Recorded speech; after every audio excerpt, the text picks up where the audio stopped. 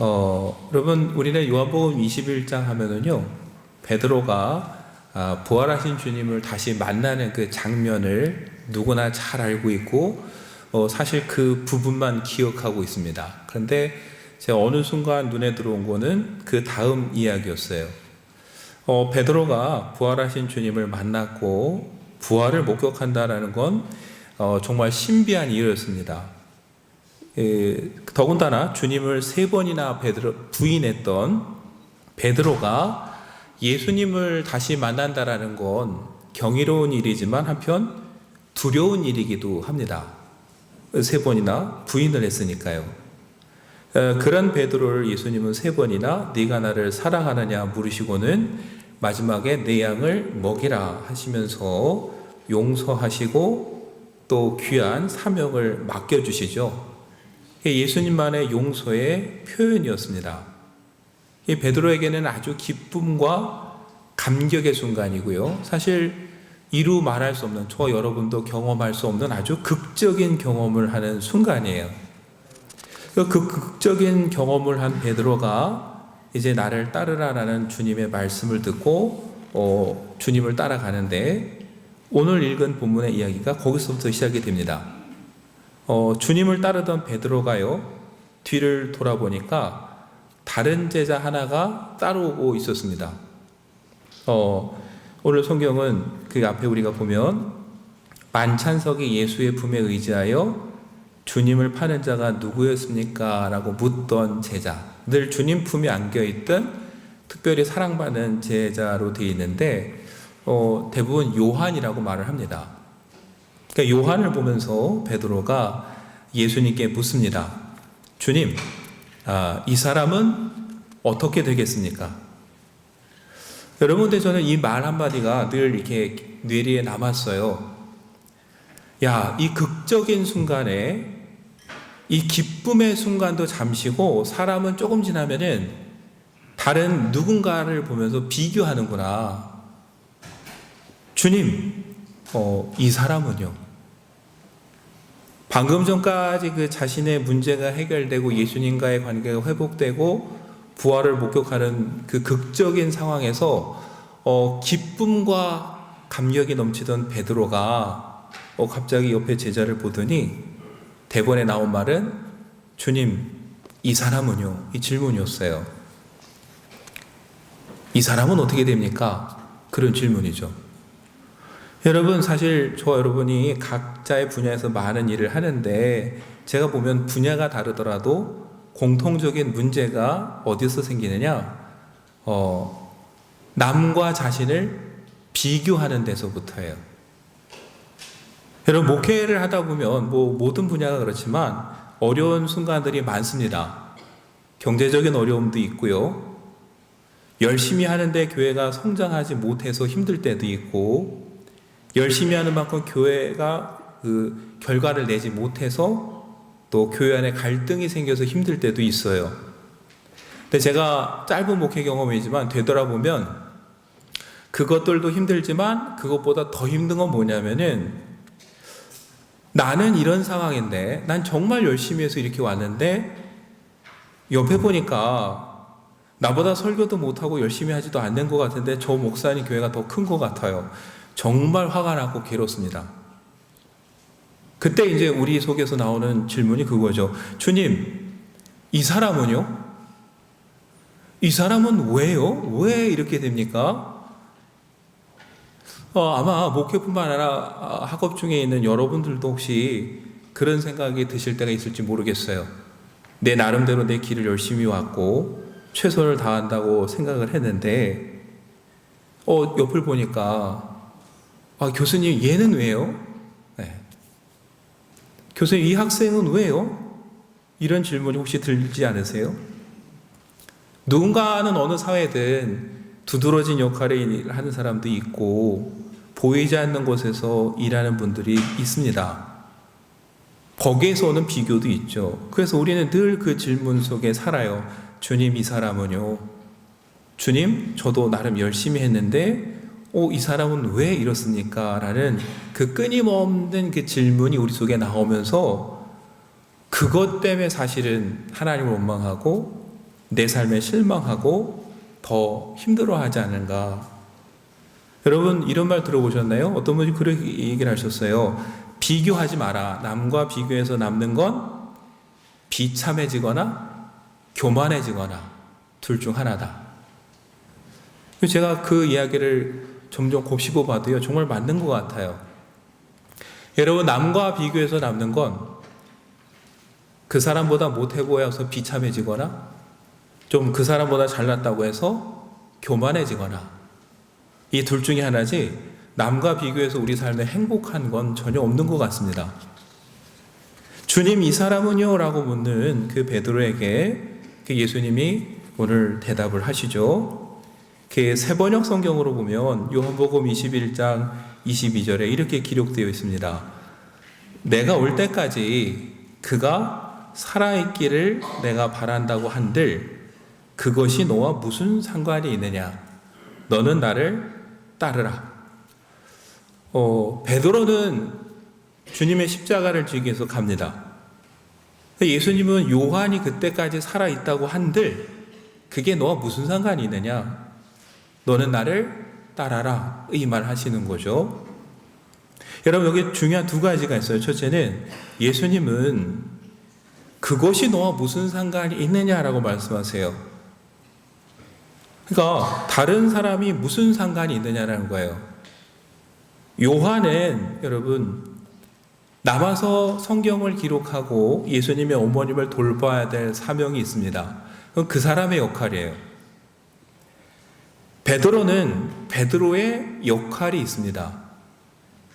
근데 자기의 역할과 자기의 자리를 찾아가서 기쁘게 그 일을 행하는 게 아니라 자꾸 다른 사람들을 보는 것에서부터 이제 문제가 생긴다라는 거죠. 그래서 예수님은 그가 살아있다고 한들 그것이 너와 무슨 상관이 있느냐, 거기에 신경 쓰지 말라는 거예요. 그럼 어디에 신경을 쓰느냐? 예수님은 말씀하시기를 너는 나를 따라라, 이 한마디를 하십니다. 그러니까 여기에 계신 저와 여러분이 일생 바라보고 달려가야 될 것은 옆에 있는 사람이 아니에요. 저 사람은요? 주님, 이 사람은 왜요? 라는 질문은 우리가 할 질문이 아니라 우리는 그저 우리를 이끌어 가시는 그 주님을 바라보면서 그 주님이 저와 여러분 개인에게 맡겨진 그 달란트, 흔히 은사라고 말하지 않습니까? 거기에 따라 자기의 역할을 충실하게 하는 것, 이것이 예수님께서 오늘 저와 여러분에게 요구하시는 그 한 가지라는 거죠. 여러분, 예수님은 베드로에게 앞서 말씀하셨어요. 내가 진실로 이르노니 네가 젊어서는 스스로 띠띠고 원하는 곳으로 다녔거니와 늙어서는 네 팔을 벌리리니 남이 내게 띠띠우고 원하지 아니하는 곳으로 데려가리라. 여러분, 베드로에게 말씀하시기를 네가 전에는 네 의지대로, 네 뜻대로, 네 방식대로 살아갔다면은 이제부터는 남이 너에게 띠띠우고 원치 않는 곳으로 이끌어 갈 것이다. 이 삶의 주도권이 예수님께 주어졌다라는 거예요. 그렇다면은 그 예수님이 이끄시는 대로 걸어가는 게 앞으로 베드로의 할 일이지, 다른 제자를 보면서 예수님께 주님, 이 사람은요? 라는 질문을 하는 건 베드로의 일이 아니라는 겁니다. 오늘 이 시대를 살아가는 저도 여러분도 마찬가지인 것 같습니다. 다른 사람을 보면서 우리는 자족하지 못합니다. 늘 경쟁에 쫓기고 불안해요. 교회 안에서도 그렇게 한다는 게 참 슬픈 일이에요. 여러분과 제가 다른 사람이 아니라 예수님을 바라보고 예수님께서 이끌어 가시고 그리고 예수님께서 저와 여러분 각자에게 주신 그 사명을 바라보고 살아간다면 우리는 그곳에서 자족할 줄 알고 또 기쁨을 만족 누리면서 살 수 있지 않을까, 이런 생각을 오늘 베드로를 통해서 하게 됩니다. 여러분, 신약 성경에서 빼놓을 수 없는 인물이 사도 바울입니다. 다메섹으로 가던 중에 부활하신 주님을 만났어요. 주님이 바울에게 물었습니다. 어찌하여 너는 나를 핍박하느냐? 바울은 사실 당시에 인간적인 모습으로 보면 뛰어난 엘리트였습니다. 로마 시민권이 있었고 가말리엘 문화에서 공부했고 율법적으로, 즉 윤리적이나 도덕적인 삶의 모습으로 봐도 누구보다 뛰어난 사람이고 엘리트 코스를 밟았던 사람이에요. 남보다 비교해서 늘 우위에 있었던 사람입니다. 그래서 그 우월감으로 그리스도인들을 핍박했고 예수님을 부인했어요. 근데 그 예수님이 자기 앞에 나타나셔서 묻습니다. 네가 어찌하여 나를 핍박하느냐? 이 질문 앞에 그동안 자기가 의지하고 붙잡고 있던 모든 것이 무너졌어요. 예수님의 부활 앞에서 자신이 알고 있다고 생각했고 자신이 의지하던 모든 것들이 얼마나 허망한 것들인지를 그는 비로소 깨달았고 삶의 목표를 다시 정합니다. 이방인에게 복음을 전하라는 이방인의 사도라는 자기의 사명을 위해서 남은 일생을 바치게 되는데, 나중에 그의 생애 말기를 보면은 인간적으로 불행한 삶이에요. 왜냐하면 그는 소유한 것도 없었고 주변에 남아있는 사람도 없었습니다. 믿음의 아들이라고 불리는 디모데에게 편지를 쓰면서 너는 내게 속히 오라 하면서 몇 가지 당부를 해요. 쓸쓸한 삶을 마감을 하는 거죠. 그럼에도 불구하고 바울은 자신 있게 이렇게 선언합니다. 디모데후서 4장 6절에서 8절까지 말씀을 보면은 전제와 같이 내가 벌써 부어지고 나의 떠날 시각이 가까웠도다. 나는 선한 싸움을 싸우고 나의 달려갈 길을 마치고 믿음을 지켰으니 이제 후로는 나를 위하여 의의 면류관이 예비되었으므로 주 곧 의로우신 재판장이 그날에 내게 주실 것이며 내게만 아니라 주의 나타나심을 사모하는 모든 자에게 도니라. 자신은 결코 후회 없는 삶을 살았다라고 이렇게 고백을 합니다. 여러분과 제가 인생을 마감할 때 과연 이렇게 자신 있게 말할 수 있을까? 저는 늘 바울을 보면서 생각을 합니다. 바울이 이렇게 자신 있게 말할 수 있었던 건 하나예요. 남과 비교하지 않고 오직 예수님이 자신에게 맡겨졌던 그 표대, 목표만을 바라보면서 열심히 달려왔기 때문에 그가 지금 어떤 환경에 처해 있는지는 그에게 중요하지 않았어요.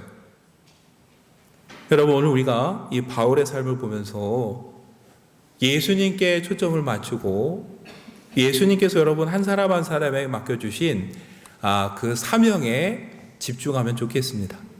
그래서 그것을 바라보면서 우리가 걸어간다면 다른 사람과 비교하지 않고 우리가 자족하면서 기쁨으로 이 삶을 누리지 않을까? 저는 이 요한복음 21장을 볼 때마다 그런 생각을 자주 하게 됩니다. 예전에 제가 목회자들 모인 데서도 이 설교를 한번 했어요. 그랬더니 제 설교 마치고 바로 뒤에 나오신 목사님이 기도회를 인도하시면서 이렇게 얘기를 하시더라고요. 하나님, 남에게 관심을 갖지 않는 목사가 아니라 서로에게 관심을 갖는 목사가 되게 해주십시오. 막 이렇게 부르짖어 기도하시는 거예요. 제 입장에서는 저를 비난하는 것 같더라고요. 그래서 곰곰이 생각을 했어요. 어떻게 받아들일까? 근데 여러분, 한번 잘 생각해 보세요. 진짜 우리가 서로를 진심으로 위하는 관계가 되려면요, 비교하지 않아야 돼요. 왜 성인이 되고 나이가 들어서 진정한 친구가 없습니까? 비교하기 때문이에요. 여러분, 일정 부분 오히려 남과 비교하지 않고 오히려 무관심함으로 더 친밀한 관계가 생길 수 있다는 걸 우리는 기억을 해야 됩니다. 근데 우리는 관심이라는 이름으로 자꾸 모여서 비교를 해요. 그래서 그 모임이 아름답지 않습니다.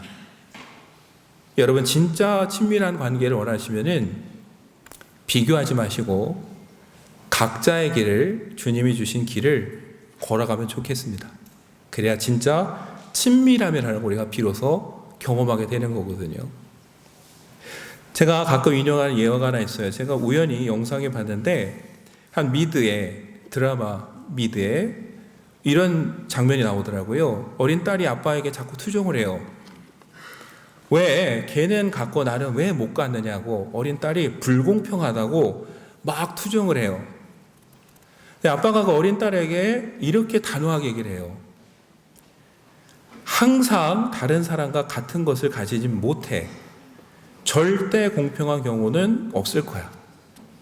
그래서 제가 미국 아버지 참 야멸차다 그렇게 느꼈어요.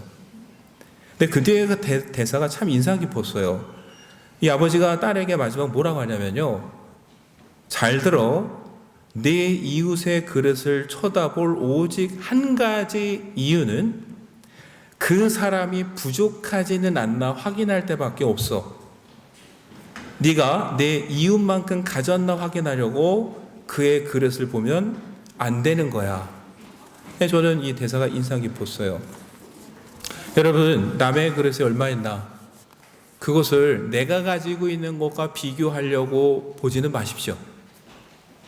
남의 옆에 있는 사람의 접시를 보고 싶다면은 그때는 어떤 마음으로 봐야 되냐면은 저 사람의 행여 부족하면 내가 어떻게 채워줄까, 이 마음으로 바라보시면 좋겠어요. 내 것과 비교하려는 건 어리석은 짓이에요. 여러분, 그런 마음으로 절대 다른 사람의 접시를 보면서 주님 이 사람은요 라는 그 불평과 원망에 나갈 수밖에 없죠. 저 여러분이 오직 우리를 이끌어 가시는 예수님만 바라보면서 예수님께서 저와 여러분에게 허락하신 그 귀한 사명을 따라가면서 그곳에서 기쁨을 경험할 수 있는 여러분 모두가 되시기를 간절히 축원합니다. 기도하겠습니다. 은혜가 풍성하신 주님, 우리가 이 땅에 살면서 비교하면서 주님께 원망하고 질문할 때가 많습니다. 주님, 이 사람은요? 이 사람은 왜 이렇습니까? 라는 질문 속에 우리의 불만과 원망에 담겨져 있었습니다. 그러나 주님, 우리가 바라볼 것은 내 옆 사람의 그릇이 아니라 우리를 이끌어가시는 주님이심을 다시 한번 깨닫게 하시고, 남과 비교하는 가운데 여러분 비참하거나 교만해지지 않고 오직 주님을 따라가는데 그곳에서 자족함과 기쁨을 경험하며 살아가는 우리 모두가 되도록 성령께서 인도하여 주시옵소서. 예수님의 이름으로 기도드리옵나이다. 아멘.